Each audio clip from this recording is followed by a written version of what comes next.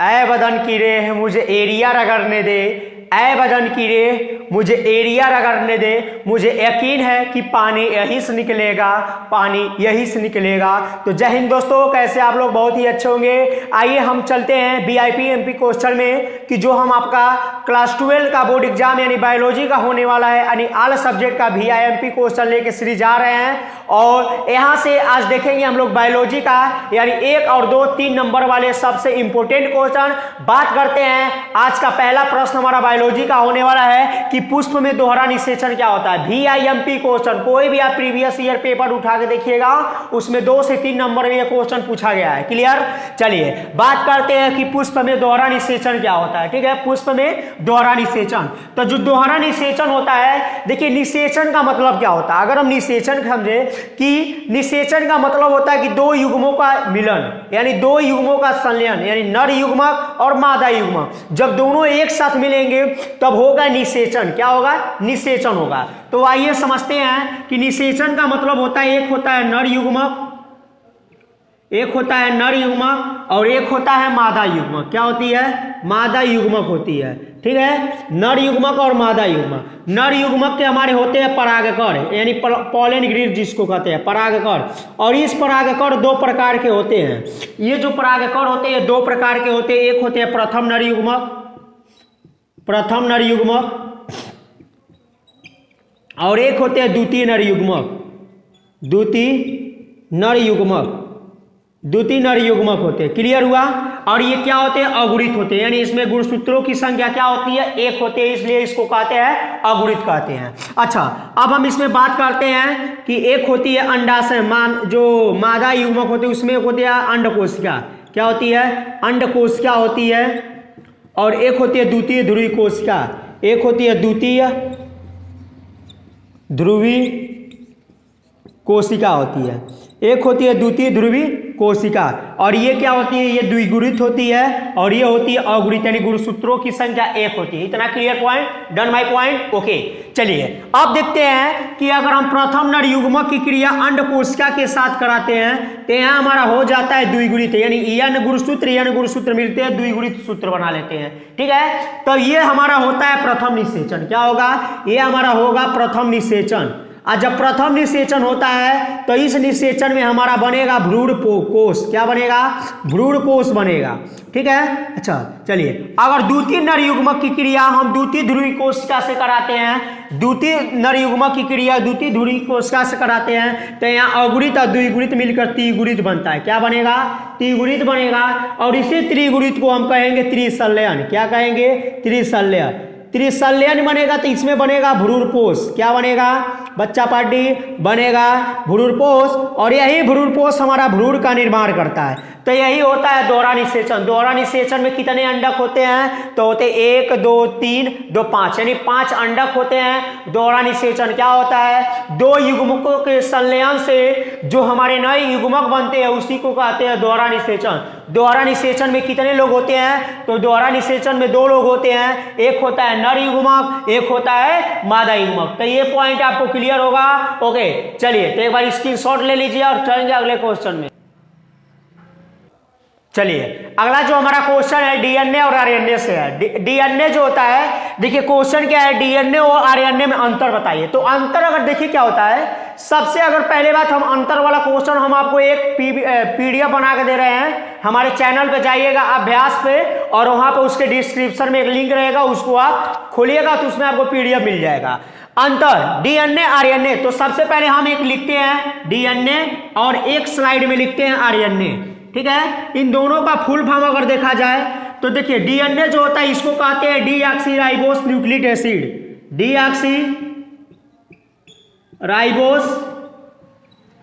Deoxyribose nucleic acid कहते हैं। क्या कहते हैं? न्यूक्लिक एसिड कहते हैं। ठीक है, इसको एसिड कहते हैं। और जो हमारा ये होता है, जो हमारा आरएनए होता है इसको कहते हैं राइबोस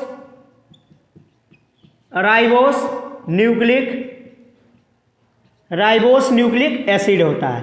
तो ये हमारा पहला अंतर हो गया कि डीएनए का जो हमारा स्टैंडर्ड नेम होता है डीऑक्सीराइबोज न्यूक्लिक एसिड होता है, और आरएनए का हमारा जो होता है वो होता है राइबोस न्यूक्लिक एसिड। पहला आपका बिटवीन डिफरेंट अब हो गया। चलिए दूसरा, इसमें पूछता है कि शर्करा क्या होती है, यानी मिठास, डीएनए में शर्करा क्या होती है। तो अगर इसमें हम शर्करा की बात करें तो इसमें जो शर्करा होती है वो होती है डीऑक्सीराइबोस शर्करा, डीऑक्सीराइबोस शर्करा, राइबोस शर्करा होती है। ठीक है, डीऑक्सीराइबोस शर्करा होती है। इसमें कौन सी शर्करा होती है, तो इसमें राइबोस शर्करा होती है। केवल क्या होती है, राइबोस शर्करा होती है। चलिए, तो राइबोस शर्करा हो गया। चलिए तीसरा पॉइंट इसमें पूछेंगे कि इसमें क्षार क्या होते हैं। ठीक है, क्षार, तो देखिए इसमें अगर डीएनए में हम क्षार की बात करें तो डीएनए में हमारा क्षार होता है एजीटीसी, एजीटीसी। तो एजी और टीसी, एजी का मतलब एडेनिन, जी का मतलब ग्वाइनिन, टी का मतलब थाइमिन, सी का मतलब ये हमारा साइटोसिन होता है। तो डीएनए में हमारे 4 क्षारक होते हैं। अगर हम थाइमिन के जगह पे यूरेसिल लगा देते हैं तो वो हमारा बन जाता है आरएनए यानी ribose nucleic acid. Clear point. चलिए अब इसमें देते हैं कि इसमें क्या होते हैं, तो इसमें जो क्षार होते हैं वो होता है एजीयूसी। क्या होता है, एजीयूसी, यानी एडेनिन, ग्वाइनिन, यूरेसिल, साइटोसिन। ठीक है, चौथा पॉइंट इसमें देखेंगे कि इसकी जो स्ट्रक्चर यानी संरचना होती है वो हमारी द्विकुंडली होती है, यानी डबल हेलिक्सल यानी द्विकुंडली होती है।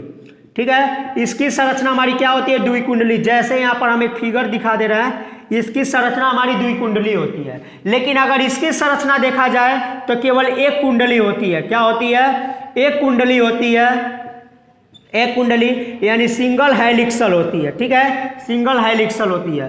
तो ये हमारा हो गया चौथा पॉइंट।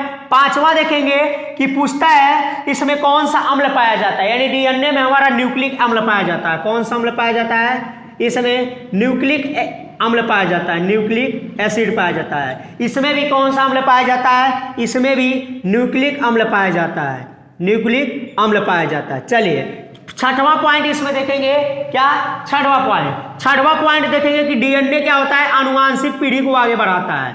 यानी आनुवांशिकी यानी पीढ़ी दर पीढ़ी जाता है, यानी एक पीढ़ी से दूसरी पीढ़ी में लक्षण जाता है, एक पीढ़ी दर पीढ़ी लक्षण जाता है, पीढ़ी दर पीढ़ी ये लक्षणों को ले जाता है।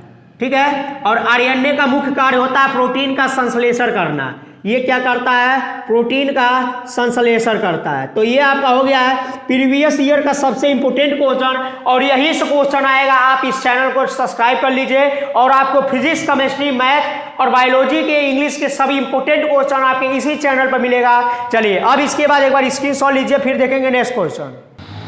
चलिए अब हम तीसरे क्वेश्चन की बात करते हैं कि परागर क्या है, व्हाट इज पॉलिनेशन, यानी पॉलिनेशन क्या होते हैं, परागर क्या है, इनके प्रकार बताइए। तो सबसे पहले मैं एक डायग्राम आपको बता देना चाहता हूं कि हमारा एक डायग्राम हो गया। ठीक है, ये हमारा एक डायग्राम हो गया, और इस डायग्राम में आप एक संरचना देखते होंगे। ठीक है, ये हमारा पुष्प का मादा वाली भाग होती है, और ये जो होती है ये पुष्प का नर भाग होते हैं, यानी जिसको हम परागकोश कहते हैं। क्या कहते हैं, परागकोश कहते हैं। और इसको कहते हैं वर्तिकाग्र। क्या कहते हैं, इसको कहते हैं वर्तिकाग्र कहते हैं। इसको कहते हैं परागकोश, यानी परागकोश एंथर कहते हैं। ठीक है, और इसमें कुछ हमारे छोटे छोटे कण होते हैं जिसको हम कहते हैं परागकण। क्या कहेंगे, परागकण कहेंगे, परागकण। ठीक है, और इसको हम कहेंगे पुंकेसर, इसको कहेंगे पुंकेसर कहेंगे। क्लियर, इसको अंडाशय कहेंगे। पहले पूरा संरचना देख लीजिए।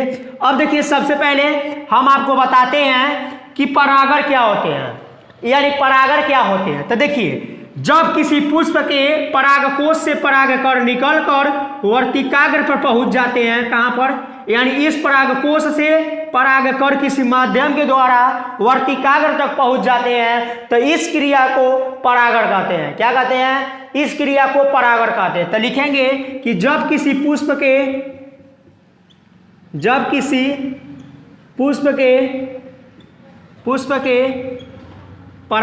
परागकोश से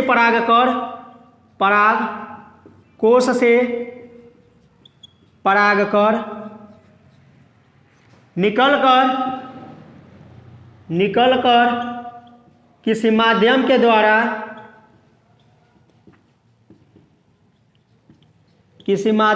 द्वारा वर्तिकाग्र पर चले जाते हैं, वर्तिकाग्र पर चले जाते हैं तो उसे परागर कहते हैं, उसे परागर कहते हैं। क्या कहते हैं? उसे परागर कहते हैं। यानी परागर वास्तव में होता क्या है?